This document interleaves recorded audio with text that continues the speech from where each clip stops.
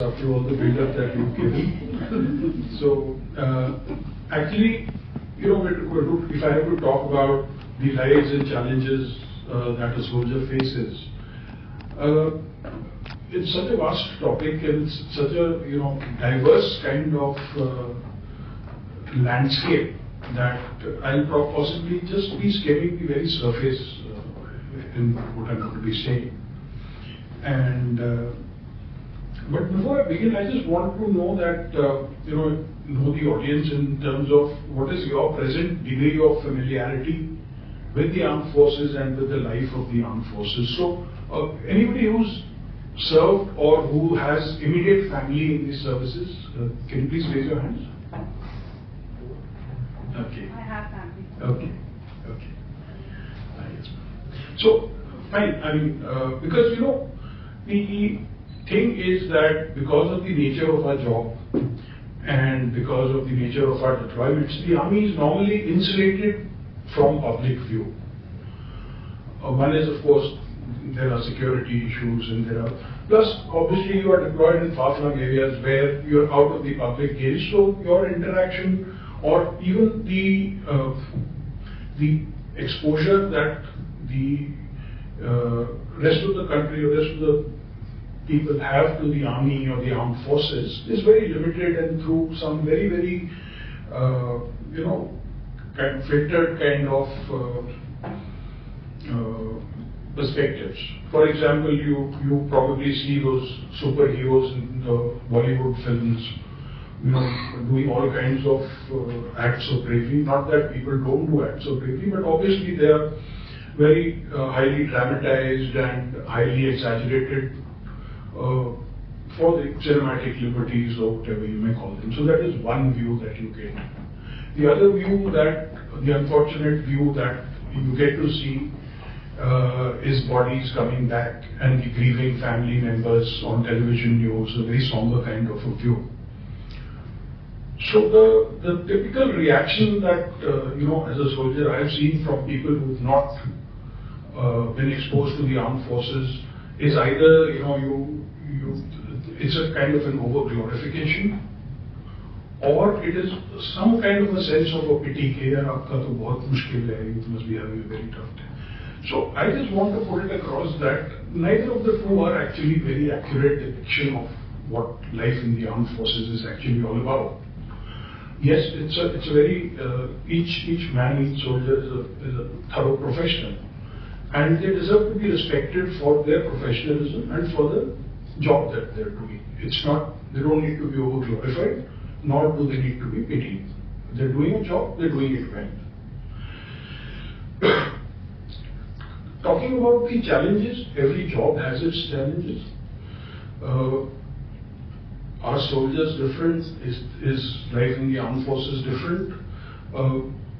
I would ask you a simple question. What would be an adequate compensation for you to willingly put yourself in harm's way? What would, think about it, what would be an adequate compensation for you if you're told that you have a job where you have to put yourself in harm's way? And the nature of the job is such that harm's way is not only when there is active hostilities or when there is active operations. Because just recently and coincidentally I was reading a statistic that the average in the last couple of years, every 3 days one soldier loses his life in our country. And that could be because of weather conditions, that could be, obviously there are no active operations, there are some operations going on in counterinsurgency and some kind of things, but the nature of the job, because of the places where you are deployed, the weather conditions, the road conditions, various other things, does take a high toll.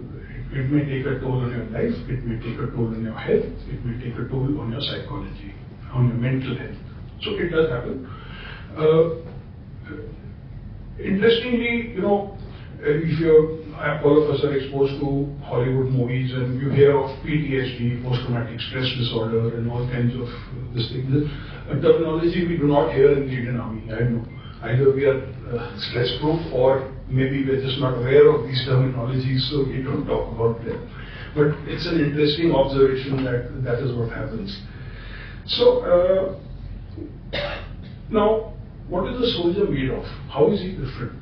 Or now she, because now we have women in the armed forces also. How are they different from you or the others of the...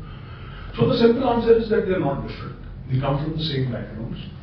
They come from the same families. They come from the same society. What makes them willingly put themselves in harm's way? Is it a sense of patriotism that is greater than the rest of the people? I don't think so. Is it some kind of again extreme heroism that separates them? Maybe not. But we'll discuss as to what is it. What are the factors that makes them different once they come in as you and me, and how do they become different? Let me just cover briefly what are the kind of challenges that a soldier faces in the course of his service, in the course of his life, which are very different from what his counterpart in another job would be facing. The first thing, of course, is that the kind of separation that he has from his family. Now, when you talk about a soldier includes an officer, a JCO, and a Jawan. Challenges are similar. In some cases, I mean, they may be slightly different from as you grow senior. Of course, you have there is a segregation, and life becomes a little more comfortable. But then if the physical challenges reduce, the mental challenges or the accountability and the responsibility increases, so it kind of balances out. But the separation from your family is something that is a given, because you are rotated through peace stations and field stations. So obviously when you are in a field station, you are away from your family. When you are in a peace station, then again, especially, so there is not every soldier, not every Jawan prefers to keep his family there at his place of posting with him. Most officers do, but the people who are from the other ranks, they don't, because what happens is that you are in a peace station for 2 years, you move your family there, and then after 2 years you move to a field station, then you send your family back home to the village or wherever you come from. And the disruption in the life becomes, your children are studying in a school, you pick them up, you put them somewhere else, it becomes more disruptive, their life becomes disruptive. So even if they are in a peace station, the separation remains. So separation has its own, apart from the kind of fact that you're just seeing your family maybe 2 months in a year. Earlier, we used to have the system of joint families where you were really not worried about your wife or your children being looked after back home. They're back home, they're in a joint family, your parents are there, your siblings are there. Today, of course, we know that most of the families are now nuclear. So that worry about the family, that that family is there on their own, how is she coping, what is she doing, all that is always there. Then comes the issue of something which is a boon as well as a bane, is the instant communication that we have today. What used to happen earlier is that it used to be handwritten letters. So whatever is the problem or something, that an issue that is being faced, by the time the letter is written, it gets to that person who's deployed somewhere. Possibly that problem has already been sorted out, and by the time, and he realizes that there's very little that because something that seems very, very big immediately right now, with the passage of maybe a couple of hours or a few days, you realize that it's not all that serious. Today what happens is you're sitting somewhere, or the soldier is sitting somewhere far from here, say he's in the valley somewhere or something. He gets a phone call from home, such and such has happened, the child is sick. The child is having fever, all children go through, various illnesses, but your mind is there. And there's nothing you can do sitting out there but worry. So those are the kind of issues that this, which this communication, instant communication has brought about this kind of an issue, that it's brought your worries, which, out of sight, out of mind, it used to be 20, 25 years back. Now it is very much part of your daily life. So that is there. Then, there are issues of things like your land being looked after. The bulk of the soldiers come from the rural background. They have land, they have agriculture. Now with the earlier, again, like I said, it was a joint family, so it didn't make that much of an impact. But now when it's been divided and you have your own family unit, then that land gets neglected, it gets encroached upon at times. And there's very little that the soldier sitting there can do but worry and then just, maybe try and litigate, and those are the kind of things. So, those are the kind of, I'm just, like I said, I'm just skimming the surface, but these are the kind of unique things which a counterpart outside may not really face on a day-to-day basis in that kind of environment. Of course, when you talk about the challenges in times of active hostilities or counterinsurgency operations, I mean, one need not talk about it. It's understood that it's a challenging kind of a job role when you have to, be in an environment where it's a violent environment, where it is active hostilities, where there are all kinds of dangers to your life, where you have to perform your task under these kind of situations. The aspect of counterinsurgency operations, which we've been in for continuously now for a very long time, adds another dimension to this, and that is that the enemy is hidden amongst our own people. So you don't know who is a friend or who's an enemy, and that threat of human rights violations or collateral damage is always hanging on you. So therefore, the risk is that much more. The kind of repercussions are that much stronger or worse.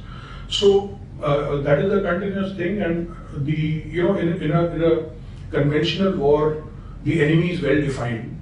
The battle lines are drawn. You know where to attack. You know where the attack is going to come from.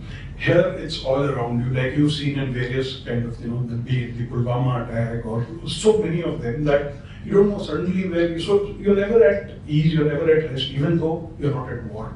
If you're in any of those areas, you're always at So,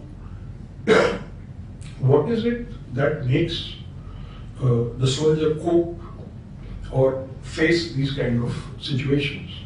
So obviously the first thing is the training.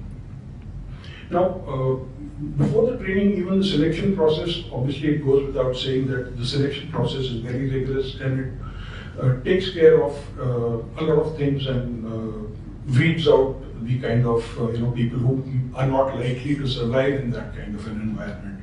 Especially when it comes to the officer selection system, I think it is probably the toughest in any kind of vocation, because it's, I don't know how many of you are aware of it, there's something called the Services Selection Board, where there is a residential selection interview for 3 days, 3 to 4 days, where you go there if you're an officer candidate, you go there and you stay there for 3 days, and there are various, the three aspects which are tested, that is, the psychological testing, then there is a group task, which is basically your team activities, and then of course you have your medical and all those things. So it's a very extensive kind of, so the focus is also more on the psychological build-up, that are you as an officer, because as an officer it's not only your own life, but it is the life of the men whom you're commanding also at stake based on your decisions and your actions. So that kind of selection process weeds out people who may not be suitable or who may buckle under that kind of pressure. So that is one aspect of it. Once you're selected, whether as an officer, cadet, or as a recruit, the initial training, the recruit, like Anjali was mentioning my book, Academy Bonded for Life. The training that you undergo in the academy, it actually bonds you for life. So the kind of bonds that you build, because the training is tough, because of the nature of the life over there, because of what you go through together in those crucial years, you have a bond which is it's not describable. It has to be experienced. So what any army does with its recruits or with its officer cadets is that it breaks down who you are. Very consciously, very deliberately, it breaks down your personality, it breaks down your ego, and it builds it up from scratch in a particular mold. And that is the mold, that is why you see the stereotypes of how a Fauji is or how a Fauji does, and how they all look alike and walk alike, is because you are built up from scratch in that training. And apart from that, what is drilled into you, like Anjali was talking about skills, and what is drilled into you in that training is certain things that you need to do instinctively. You don't have, because when push comes to shove, there won't be time to think. So there are certain actions that become instinctive to you. I'll give you a small example. In weapon training, when you have to refill the magazine of your rifle, so they say that the last action is pouch ka button band. The ammunition pouch that you are carrying in which your magazine is stored, even the fact that after you have refilled your, recharged your magazine, you have to close that button. That is also drilled into you, because if that button is left open, the magazine will fall out. So when you don't have time to think and when you have to act just through instinct, this drilling is what is done. I mean, I'll just give you a very small example, but for every kind of a thing, there is a drill, there is a SOP, there is a procedure. So you don't really have to, there are things that you have to just perform without thinking. That takes care of a lot of the issue, the training, the drilling that you go through. That takes care of it. This training also toughens you up mentally. You know that it's a question of mind over matter, whether it is a 40-kilometer march, whether it is a run, or whatever it is, the physical part, you ultimately realize that it is the mental toughness which enables you to do things which you thought were physically impossible for you to do a little while back. And that, I think, is one of the lessons that Anjali you can talk about, is that the mental toughness today is something that all of us need to work on. It may not be of a similar degree or of a similar nature, but we must realize that, how can we build ourselves or how can we strengthen ourselves mentally? The other thing that the army does, or which makes the army or soldiers perform the way they do, is a very fair and efficient justice system. You have your own justice system. You have your own Army Act, and there is no letting up. Every mistake is punished. Punishment may not be severe. It may be something like just some physical punishment or something. But you know that your action has a consequence, because tomorrow when you are in a situation where your action actually has a consequence where it might cost a life, you will instinctively not do something wrong. So that is one aspect. For example, even reaching late to the place where you're supposed to be carries a punishment. And that is in the initial years, of course, the training time. So that is why, when you say that Faujis are on time, because it's drilled into you. So, and the justice system is fair. You know that it's not that, X will get punished but Y will not. So that fairness is there. You have the trust in your superiors and you have the trust in the system. And that is the only way that you will willingly put yourself in harm's way at someone else's order if you trust them implicitly. If you do not have that trust, if that trust is not built, then you will think twice before following an order where you might be in danger. So that is what the system does or attempts to do. The other thing is communications. The communications are very clear and they are two-way. Because you have systemized things, like you have, obviously you have top-down communications, but you also have bottom-up communications. communications. For example, in every unit you have something called a monthly Sainik Sammelan, where the commanding officer talks to all the men and tells them about all that is going on in the unit, in the formation, overall, whatever. So, of course, today in the era of internet and instant thing, the awareness level of the soldiers is also very high. But a few years back, a couple of decades back, when the availability of information was limited, this used to be a thing where the commanding officer would tell them about what all is going on, not just in their own immediate sphere, but generally around them and in the armed forces and in the country. So that is the top-down communication. Bottom-up communication is, there are informal where you can just walk up to anybody and speak to them, but there is also a very formalized thing called the orderly room, where one day in a week, the commanding officer is there in his office and anyone can walk up to him with any problem. Even in the Sainik Sammelan, at the end of the Sainik Sammelan, anyone can get up and present a problem or come up with an issue that they have. It's an open forum, like town halls that you have in companies or something like that. Possibly it's a concept that has come from there. So that is another very important aspect, because situation awareness